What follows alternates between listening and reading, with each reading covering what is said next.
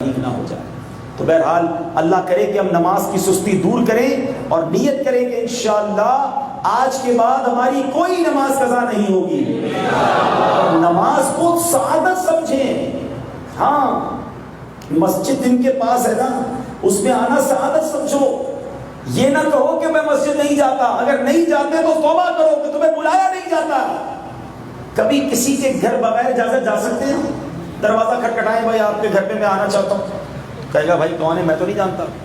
جب آپ کے میرے گھر میں کوئی بغیر اجازت نہیں آ سکتا تو اللہ کے گھر میں کیسے آ سکتا؟ ارے جنہیں بلایا جاتا ہے وہی آتے ہیں.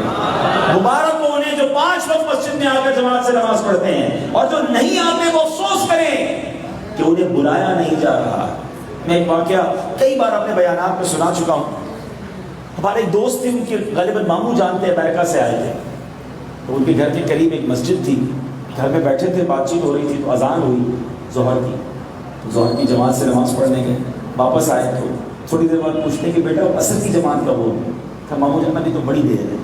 پھر تھوڑی دیر ہوئی کہتے ہیں اب تو جماعت کا وقت قریب ہے. کہ ماموں جان ابھی تو آدھا پونا گھنٹہ باقی ہے. وہ چلے گئے, وضو وغیرہ کر کے آ گئے. جیسی اذان ہوئی پھر چلے گئے, عصر پڑھ کے آئے. کہ بیٹا مغرب میں کتنی دیر ہے؟ کہ ماموں جان آپ کو کیا ہو گیا, آپ نے ہر ایک نماز کے بعد دوسری نماز کی فکر شروع کر دیتے ہیں. اس بندے نے بڑی کمال کی بات کی. کہتا ہے بیٹا تمہیں کیا معلوم مسجد کیا ہے؟ ہم امریکہ میں رہتے ہیں, ہمیں میلوں دور مسجد کی آواز بھی نہیں آتی ہے. تمہاری گلی میں مسجدیں ہیں, اللہ کا نام تمہیں سنائی دیتا ہے, اور جا کر جماعت سے میں نماز پڑھتا ہوں, مجھے بڑا سکون ملتا ہے. اگر جن کے پاس مسجدیں ہیں انہیں وہ شکر ادا کریں. آپ کو پتہ ہے the best part on earth, زمین پر اللہ کے نزدیک سب سے بہترین ٹکڑا کیا ہے؟ احادیث میں فرمایا کہ زمین پر اللہ کے نزدیک زمین کا بہترین ٹکڑا مسجد ہے. تو جہاں مسجد ہوتی ہے وہ رحمتوں کا نزول ہوتا ہے. تو سستی ختم, اور اب انشاءاللہ پابندی کے ساتھ نماز مسجد میں پڑھیں گے انشاءاللہ. کر جوانی میں عبادت کاہلی اچھی نہیں, جب بڑھاپا آ گیا پھر بات بن پڑتی نہیں. ہے بڑھاپا بھی غنیمت جب جوانی ہو چکی, یہ بڑھاپا بھی نہ ہوگا موت جس دم آ گئی. اللہ کرے کہ زندگی کا صحیح استعمال ہم کرنا شروع کر دیں. یہ جو سستی ہے نا, طبیعت میں سستی, ہر کام ڈیلے ہی کرنا ہے, لیٹ ہی کرنا ہے, اس کو ختم کریں. میں آپ کو 2-3 حدیثیں سناتا ہوں. نبی پاک علیہ الصلوۃ والسلام فرماتے ہیں, بخاری شریف کی حدیث ہے اور حدیث نمبر ہے 6223. اللہ کے حبیب فرماتے ہیں ان اللہ یحب العطاس ویکرہ التثاؤب. فرمایا کہ بے شک اللہ پاک چھینک کو پسند فرماتا ہے اور جماہی کو ناپسند فرماتا ہے. اچھا, اس کی تحت علماء نے کیا لکھا؟ علامہ عبدالرؤف مناوی رحمۃ اللہ تعالیٰ اس کی وجہ بیان کرتے ہیں. فرماتے ہیں جماعی زیادہ کھانے سے ہوتی ہے اور یہ سستی کی علامت ہے, اس لیے اللہ پاک اس کو ناپسند فرماتا ہے.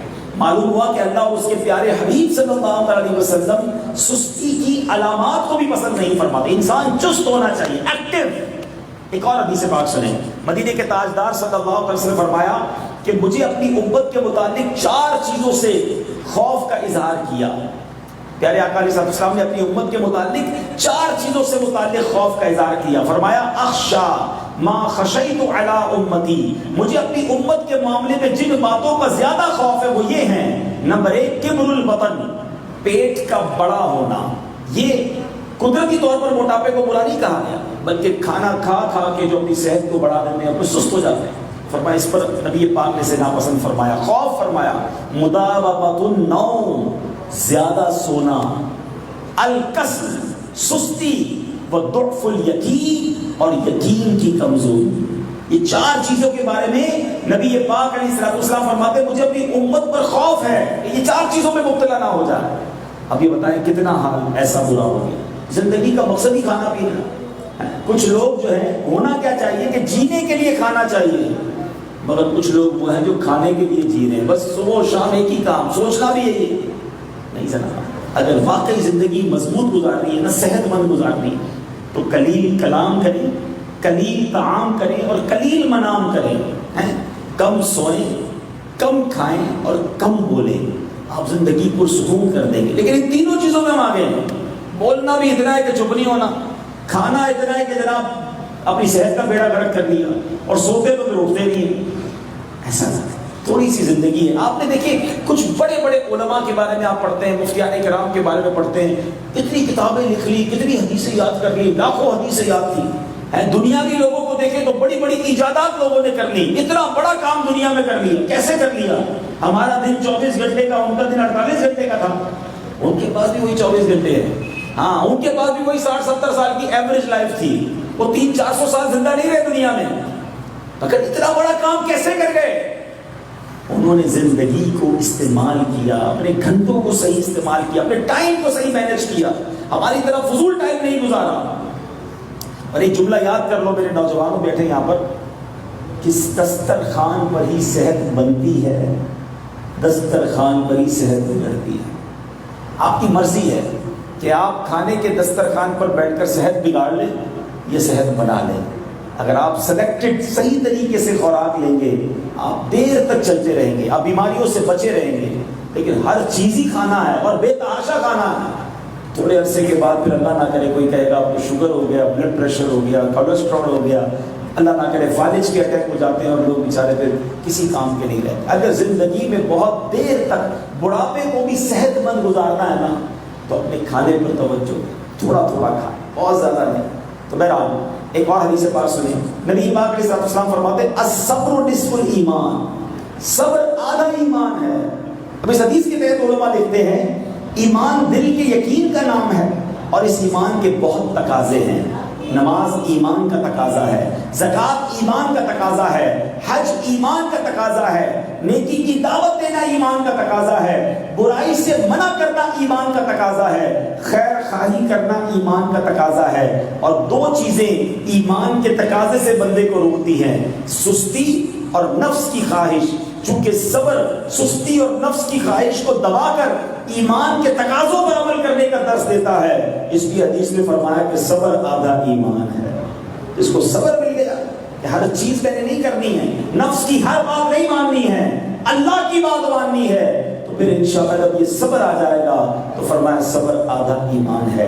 تو اے میرے پیچھے اسلامی بھائیوں, ہمیں اپنے اندر یہ چیک کرنا ہے. آپ کچھ لوگوں کو طبعی طور پہ بھی پرابلم ہوتی ہے, ڈاکٹر کو دکھانا چاہیے. اگر ہر بات پہ سستی ہے, کام کرنے کو جی نہیں چاہ رہا, تو آپ ڈاکٹر کو چیک کروائیں. ہو سکتا ہے کوئی پرابلم تو نہیں آپ کو, لیکن آپ دیکھیں جو جتنا مصروف ہوتا ہے نا وہ اتنا ایکٹیو ہوتا ہے, جو جتنا فارغ ہوتا ہے وہ اتنا آپ کو سست ملے گا.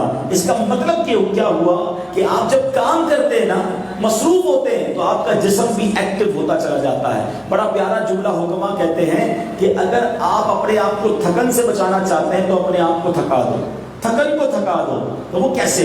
ایک بندہ 20 منٹ دوڑ کے تھک جاتا ہے اور کوئی ہوتا ہے تو گھنٹوں دوڑتا رہتا ہے, نہیں تھکتا. تو اس کا مطلب کیا ہوا؟ اس نے 20 منٹ دوڑ کر چھوڑ نہیں دیا, وہ کوشش کرتا رہا, اس کا بدن عادی ہو گیا اور وہ جناب اپنے بدن کو اس نے ایکٹیو کر دیا. بالکل اسی طرح اگر آپ عبادتوں میں تھک جاتے ہیں, قرآن پڑھنے میں نیند آتی ہے, علم دین سیکھنے کا جی نہیں چاہتا, تو جناب اپنے آپ سے مقابلہ کریں نا. مرد تو وہ ہوتا ہے جو ہار نہیں مانتا. آپ مقابلہ کریں اپنے آپ سے. نفس کہتا ہے فرض نہیں پڑھنے, آپ کہیں فرض بھی پڑھوں گا, سنتیں بھی پڑھوں گا, سنتوں کی عادت ہو جائے اب نفل بھی پڑھوں گا. لیکن کچھ لوگ صرف نیت ہی کرتے رہ جاتے ہیں. وہ ایک بندے نے سگریٹ جو ہے اپنی عادت سے بڑا تنگ آیا ہوا, کہتا ہے یعنی سگریٹ چھوٹتی نہیں ہے, تو اس نے فیس بک پہ تصویر لگائی سگریٹ پیتے ہوئے کہ یہ لاسٹ ہے. دوسرے دن پھر تصویر لگائی, اب یہ والی لاسٹ ہے. وہ لاسٹ ون آ ہی نہیں رہی, روز تصویریں لگا رہا ہے کیونکہ صبر تو آتا نہیں. لاسٹ ون کہنا چھوڑ دیں, دی اینڈ کر دیں. برے کاموں کو ایک بار ختم کرنا ہوگا اور آج ہی کر دیں, تب ہمت کرنی ہے نا. ہمت مردہ مدد خدا. آپ کو اپنے آپ سے مقابلہ. کچھ لوگ یہ کہتے ہیں کہ بس یار اگلے جمعے سے نماز شروع کروں گا, ہاں رمضان آنے دیں اس کے بعد پکا نمازی بن جاؤں گا. ارے بھائی داڑھی کب رکھو گے؟ مدینہ دیکھ لوں ایک بار, بس حج کر لوں پھر داڑھی والا بن جاؤں. یہ شیطان کا وار ہے. مجھے بتائیں نا آپ میں سے کس کے پاس گارنٹی ہے کہ آپ اگلے جمعے تک زندہ رہیں گے؟ ابھی فیصلہ ابھی کرنا ہوگا. اگر توبہ کرنی ہے تو اس پہ تاخیر نہیں کرنی ہوگی. شیطان پتہ کیا چاہتا ہے کہ آپ کا جب ذہن بن جاتا ہے توبہ کا, کہتا ہے اچھا ٹھیک ہے پکی بات, توبہ کر لے اگلے ہفتے سے. بندہ کہتا ہے کوئی بات نہیں 4 دن کی تو بات ہے. وہ لاسٹ ون آتا ہی نہیں ہے. شیطان یہ لمبا کروا کر بندے کو چاہتا ہے کہ میں بھی, کیونکہ شیطان نے جہنم میں جانا ہے تو وہ چاہتا ہے ہمیں بھی جہنم میں ساتھ لے جائے.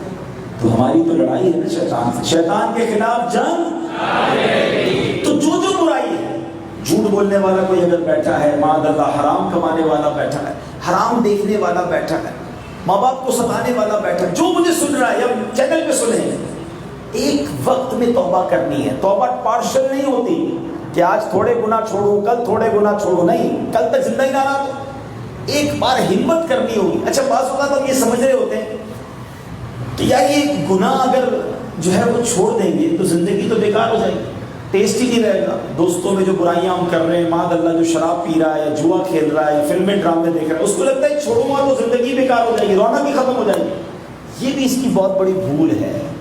مسئلہ پتہ کیا ہے کہ اس نے گناہوں کی لذت دیکھی ہے، نیکی گناہ چھوڑتے وقت یہ خیال آ رہا ہوتا کہ یار مجھے تو بغیر فلم دیکھے رات نیند ہی نہیں آتی، اب یہ مولانا صاحب کہہ رہے ہیں آج ہی توبہ کر لو، پھر آج رات کیسے سوؤں گا؟ 2-3 راتوں میں پرابلم ہوگا، مگر جس دن وضو کر کے درود پڑھ کے